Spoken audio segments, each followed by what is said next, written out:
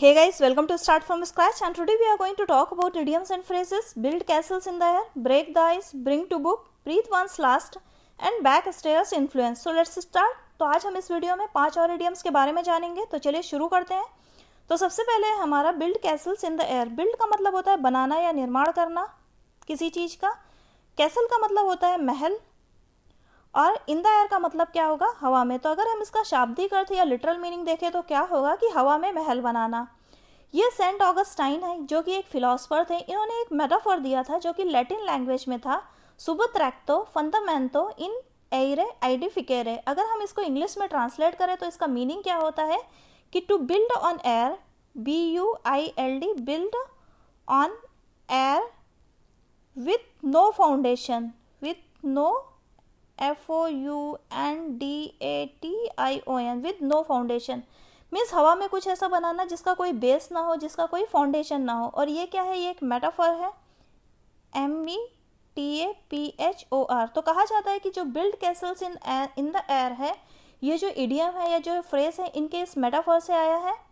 Okay, तो इसी का एक और वर्जन क्या है कि build castles in the air, और आप ये भी बोल सकते हैं कि build castles in the sky. जैसे कि आप यहाँ पे फोटो में देखो कि मीन्स हवा में महल बनाना जिसका कोई फाउंडेशन नहीं हो, जिसका कोई बेस नहीं हो. तो इसका अगर हम मेटाफोरिकल मीनिंग देखें तो क्या हो जाएगा कि to make visionary schemes, means ऐसी योजनाएं बनाना या ऐसे प्लान बनाना जो उसकी सिर्फ विजन में हो. ओके, या जो कि सिर्फ सपने में हो. इसे आप डे ड्रीमिंग भी बोल सकते हैं कि मीन्स जो सिर्फ सपने में हो. ओके, डे ड्रीम का मतलब क्या होता है कि to make plans that never come true, ऐसे प्लान्स बनाना जो कि कभी भी सच नहीं होने वाले हैं. और टू क्रिएट ड्रीम्स, होप्स और plans that are impossible, unrealistic और have very little chance of succeeding. Means ऐसे सपने देखना या ऐसी आशाएं पालना या ऐसे प्लान बनाना जो कि असंभव है, अनरियलिस्टिक है और उनके बहुत ही कम चांस है रियल लाइफ में सक्सीड होने के. मीन्स रियल लाइफ में सफल होने के उनके बहुत ही कम चांस है. तो सेंटेंस में इसका यूज़ देखेंगे.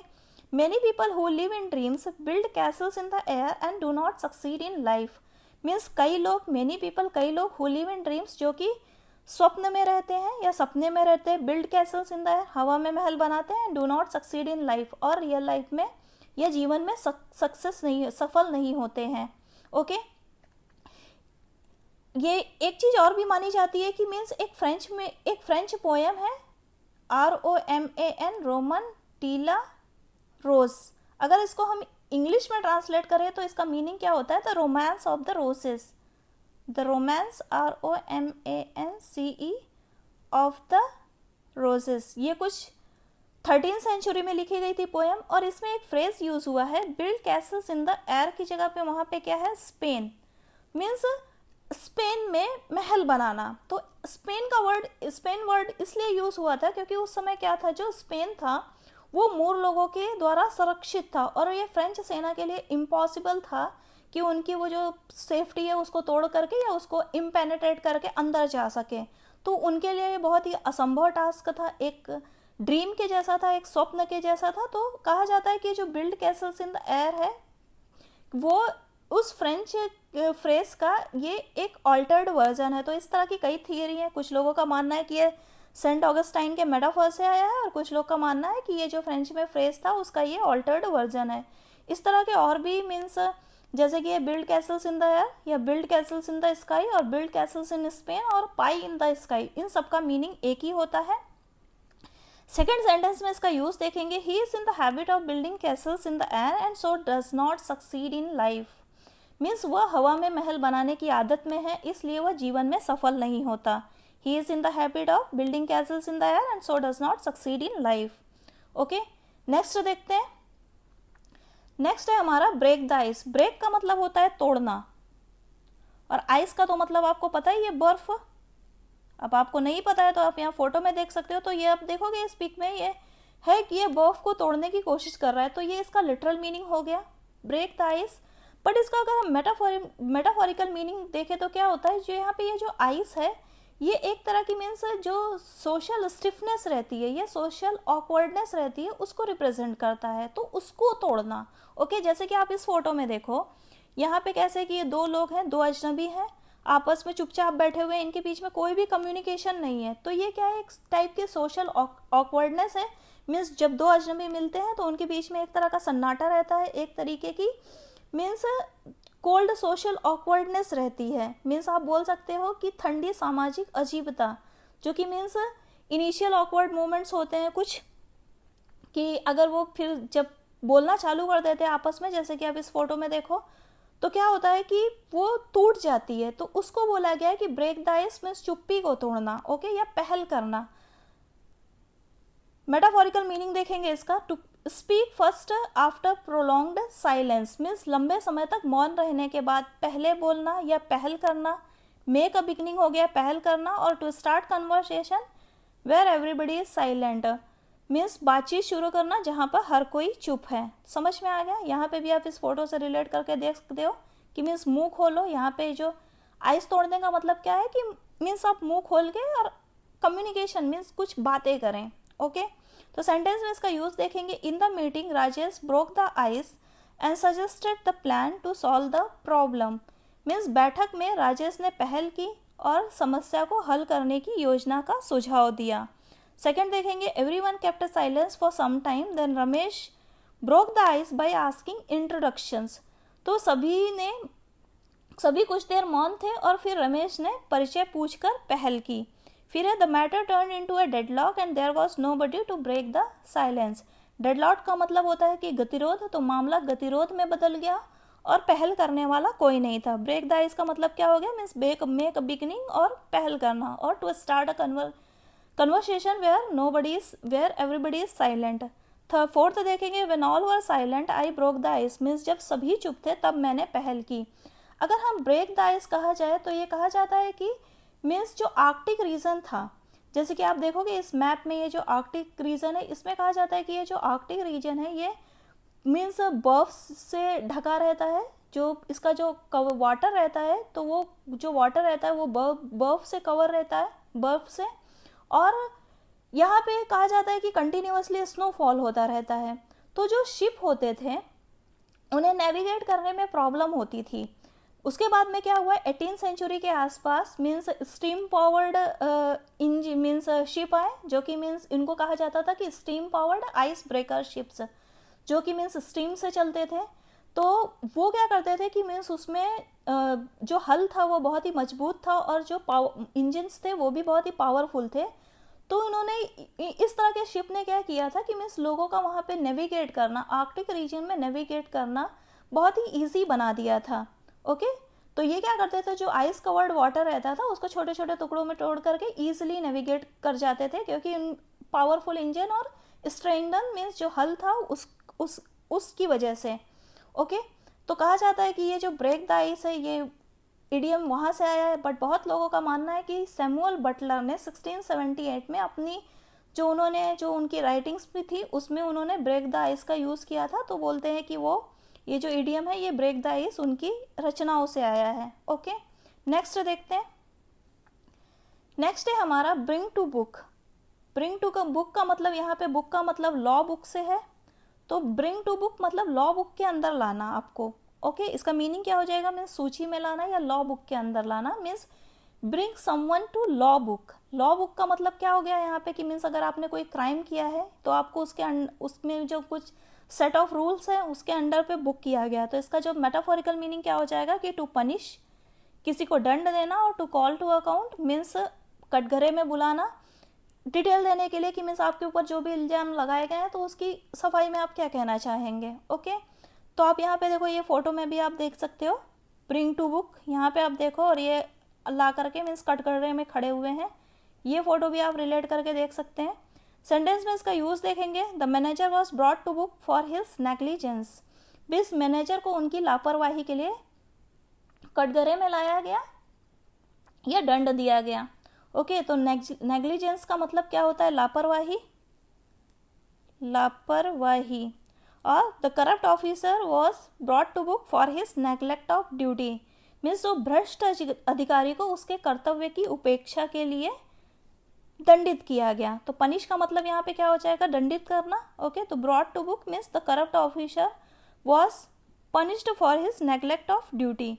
फिर है he was rude so he was brought to book, वह रूड था या वह असभ्य था इसलिए उसे दंडित किया गया।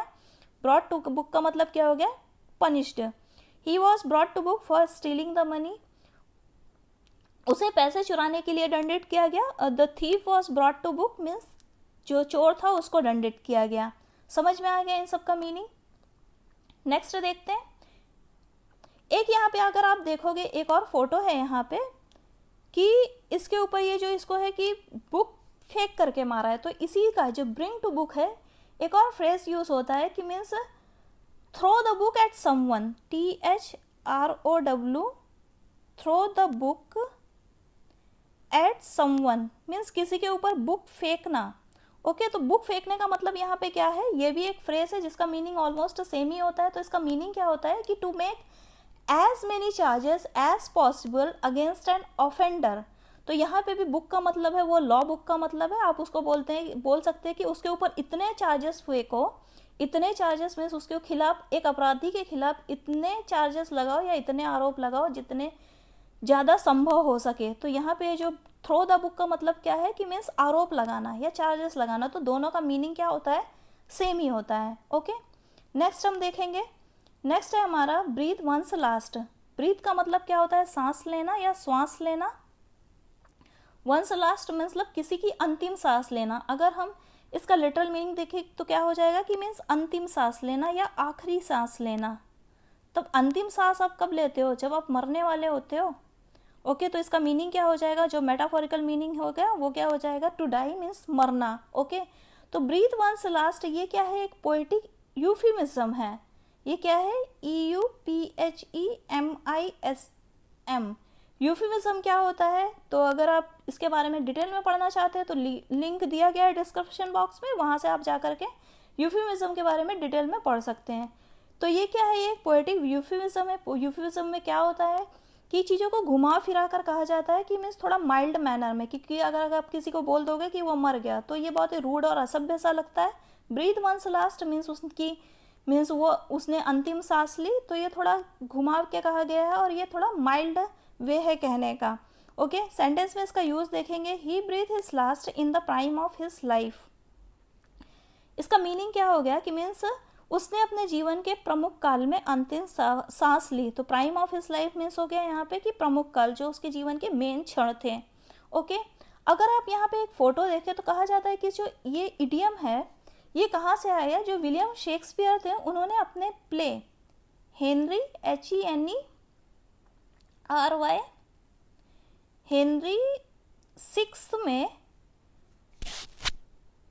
इस सेंटेंस का यूज की मीन्स इस इडियम का यूज किया हुआ है। कहाँ पर, एक्ट 5 में और सीन 2 में। क्या होता है कि जब आप यहाँ पे देखोगे ये एक सीन है उस प्लेस से है, तो यहाँ पे जो वारविक रहता है, जो मीन्स मॉन्टेग का ब्रदर रहता है, वो क्या बोलता है कि वारविक बोलता है कि come quickly Montague, I am dead means जल्दी आओ मॉन्टेग, मैं मर गया हूँ या मैं मर रहा हूँ। ओके, तो जो ड्यूक ऑफ समरसेट होता है वो उसको बताता है आकर के कि means Montague has breath his last. तो जो ड्यूक ऑफ समरसेट होता है वो उसको इन्फॉर्म करता है उस समय कि Montague has breath his last, तो वो उसको उसकी मृत्यु की खबर देता है और बोलता है कि Montague has breath his last. तो शेक्सपियर ने अपने प्ले में ये यूज़ किया है ब्रीथ हिज लास्ट, तो वहाँ से ही बोलते हैं कि ये जो इडियम है वो उनके प्ले से ही लिया गया है। और ये क्या है, ये एक तरीके का पोएटिक यूफिमिज्म है। आपको पता है हेनरी फोर्थ में यह मीन्स ज़्यादातर जो यूज़ मीन्स वर्णन किया गया है वो वॉर ऑफ रोजेस का है, जो लंकास्ट्रियन और यॉर्किस्ट के बीच में था।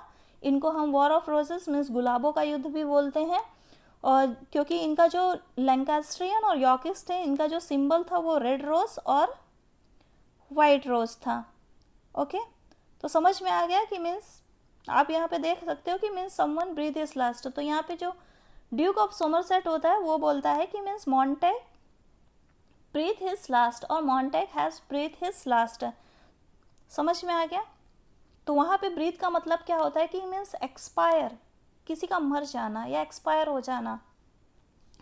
नेक्स्ट देखेंगे, नेक्स्ट है हमारा बैक स्टेयर्स इन्फ्लुएंस। बैक का मतलब होता है पीछे, स्टेयर्स का मतलब होता है सीढ़ियाँ। आप यहाँ पे देख सकते हो फोटो में, ये दोनों सीढ़ियाँ हैं, सीढ़ी।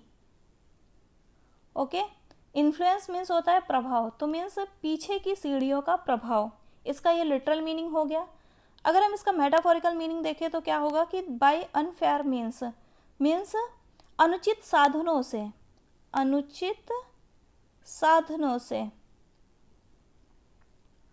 ओके, अनुचित साधनों से। और by using some secret and improper influence, तो ये क्या कहा जाता है कि जब इंग्लैंड में जो राजा थे अगर उनसे किसी को कुछ स्पेशल प्रिविलेज चाहिए रहता था या कुछ कंसेशन चाहिए रहता था, तो वो क्या करते थे कि मीन्स सीक्रेट मीटिंग करते थे मोनार्क के साथ में, और वो तब क्या करते थे कि मीन्स लोगों को पता ना चले, इसलिए जो फ्रंट में जो सीढ़ियाँ थी उससे ना जा करके जो बैक में सीढ़ियाँ थी, दो तरह की सीढ़ियाँ होती थी, मीन्स एक पैलेस में एक फ्रंट साइड से होती थी और बैक साइड से होती थी। तो जो बैक सीढ़ियों से वो कुछ जो वहाँ के काम करने वाले थे, उनके जो नौकर थे, उनको वो पैसे दे करके या ब्राइब दे करके बैक सीढ़ियों से जाते थे, और वहाँ से फिर जो भी मीन्स उनके साथ में जो सीक्रेट मीटिंग या सीक्रेट डिस्कशन करते थे, कुछ स्पेशल प्रिविलेज मीन्स विशेषाधिकार के लिए, या कुछ उनको जो कंसेशन चाहिए रहता था रियायत के लिए, रियायत के लिए, वो ऐसा इसलिए करते थे क्योंकि जो सामने से जो देखने वाले लोग थे उनको ये ना पता चले कि मीन्स इसको शाही समर्थन प्राप्त है या रॉयल सपोर्ट प्राप्त है। तो इसका मीनिंग क्या होता है कि मीन्स कुछ गुप्त और अनुचित प्रभावों का उपयोग करके, कुछ गुप्त या अनुचित प्रभावों का उपयोग करना या अनुचित साधनों का उपयोग करना। ओके, सेंटेंस में इसका यूज देखेंगे। These days many persons are given good post through back stairs influence. इन दिनों कई व्यक्तियों को अनुचित साधनों के माध्यम से अच्छे पद दिए गए हैं। तो बैक स्टेयर्स इन्फ्लुएंस का मतलब क्या हो गया कि मीन्स बाय अनफेयर मीन्स अनुचित साधन। He won through back stairs influence, he won through मतलब वह जीत गया अनुचित साधनों के माध्यम से। He did not deserve the job however he got it by back stairs influence means वह इस जॉब को डिजर्व नहीं करता था, फिर भी उसने इसे प्राप्त कर लिया अनुचित साधनों का यूज करके। Okay, he won through back stairs influence means उन्होंने अनुचित साधनों के माध्यम से जीत हासिल की। बैक स्टेयर्स इन्फ्लुएंस का एक इक्विवेलेंट इडियम और है meeting before meeting. Meeting before meeting का भी यही होता है कि जो सीक्रेट मीटिंग होती है और बाद में जो रियल की मीटिंग होती है मीन्स सोशल मीटिंग जो दिखाने वाली होती है, तो पहले जो मीटिंग के पहले जो मीटिंग में डिस्कस हो जाता है, बाद में उस पर ही सील लग जाती है। तो समझ में आ गया। तो आज की वीडियो में इतना ही। Thanks for watching. If you find the video useful please like, subscribe and share and have a great day.